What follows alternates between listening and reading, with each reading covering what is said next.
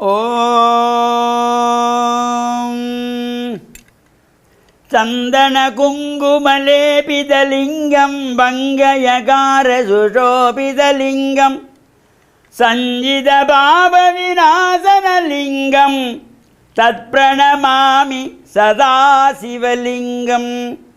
சந்தன குங்குமலேபிதலிங்கம் பங்கயகார சுஷோபிதலிங்கம் சஞ்சித பாவ விநாசனலிங்கம் தத்பிரணமாமி சதாசிவலிங்கம் தத்பிரணமாமி சதாசிவலிங்கம். ஓம் நமச்சிவாய. மேன்மைகள் சைவநீதி விளங்குக உலகமெல்லாம். நோயற்ற வாழ்வே குறைவற்ற செல்வம். அந்த நோய் நொடி இல்லாத வாழ்வு இந்த உலக மக்கள் எல்லோரும் வாழ வேண்டும் என்று கலியுகத்தின் காந்தமலை ஜோதியாகிய சபரிமலை சுவாமி ஐயப்பனுடைய திருவடிகளை சிறந்தாழ்த்தி டான் தமிழொலி ஓம் தொலைக்காட்சி நேயர்கள் அனைவருக்கும் சர்வதேச இந்து மத குறிப்பீடம் அகில இலங்கை சபரிமலை ஸ்ரீ சாஸ்தா பீடத்தின் சார்பில் இனிய வணக்கங்களும் நல்லாசிகளும். இன்றும் மங்களகரமான விஸ்வாவசு வருஷம் தை மாதம் 27ஆம் நாள் 10/2/2026 செவ்வாய்க்கிழமை. இன்று மலர்ந்திருக்கின்ற இன்றைய பொழுதும் நம் எல்லோருடைய வாழ்விலும் எல்லா விதமான சிறப்புகளும் வெற்றிகளும் கிடைக்க வேண்டும் என்று இறைவனை பிரார்த்தித்து இஷ்ட தெய்வங்கள் குலதெய்வங்களையும் வழிபாடு செய்து பெற்றோர்கள் பெரியோர்கள் குருவானவர்கள் நமக்கு வித்தைகளை கற்றுக் கொடுக்கின்ற ஆசிரியர்கள் அவர்களையும் வணங்கி அவருடைய அன்பையும் ஆசையையும் பெறுகின்ற பொழுது எந்த நாளுமே நமக்கு நல்ல நாளாக அமையக்கூடியது. இன்று மங்களவாரம் என்கின்ற செவ்வாய்க்கிழமை. நாம் ஆசாரசீராக ஆலயங்களிலே சென்று வழிபாடுகள் செய்வது.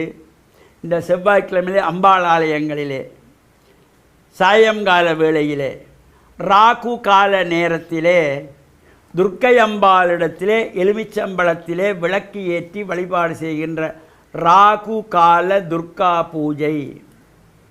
இவ்வாறு ஜாதக ரீதியாக செவ்வாய் தோஷம் உள்ளவர்கள், மாங்கல்ய தோஷம் உள்ளவர்கள், நாகதோஷம் உள்ளவர்கள், புத்திர தோஷம் உள்ளவர்கள், காரசர்ப்ப தோஷம் என்று இந்த ஜாதகத்தை பார்த்து சொல்லுவார்கள். உங்களுக்கு நாகதோஷம் இருக்கிறது, உங்களுக்கு செவ்வாய் தோஷம் இருக்கிறது, புத்திர தோஷம். இவ்வாறு தோஷமுடையவர்களெல்லாம் இந்த 9 செவ்வாய்க்கிழமைகளிலே அம்பாளை வேண்டி துர்க்கை அம்பாளிடத்திலே சென்று இந்த ராகு கால நேரத்திலே எலுமிச்சம்பழத்தை 2 கூறுகளாக நறுக்கி மறுபுறம் திருப்பி தகளியாக்கி உடைய சாறுகள் சுளைகள் விதைகளெல்லாம் அகற்றி தகளி போல செய்து நெய் விட்டு ஏற்றி விளக்கு ஏற்றி குங்குமார்ச்சனை வழிபாடு செய்கின்ற பொழுது எல்லா தோஷங்கள் நீக்கக்கூடியது.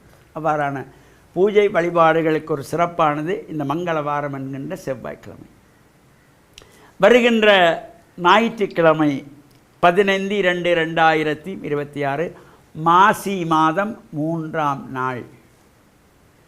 அன்றைய தினம் உலகளாவிய ரீதியிலே வாழுகின்ற சைவ சமய மக்கள் எல்லாம் அனுஷ்டிக்கின்றதாகிய அதி உன்னதமான விரதம், சிவனுடைய விரதங்களிலே சிறப்பான விரதம் என்று போற்றப்படுகின்ற மகா சிவராத்திரி விரதம்.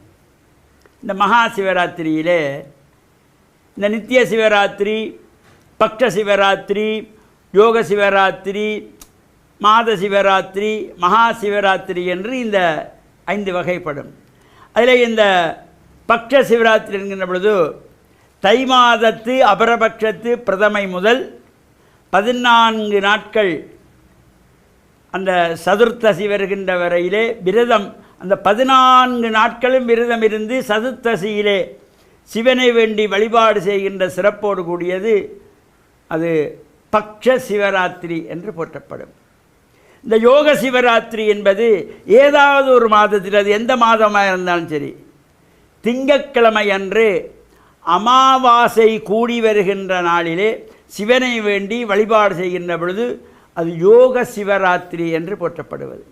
இந்த மகா சிவராத்திரி என்பது மாசி மாதத்து அபரபட்ச சதுர்த்தசியிலே திரையோதசியும் சதுர்த்தசியும் சேர்ந்திருக்கிற நாள் சிறப்பானதாக. இந்த மகா சிவராத்திரியிலே 4 யாமங்களும் கண்விழித்து பூஜை வழிபாடுகள் செய்து கொள்வார்கள்.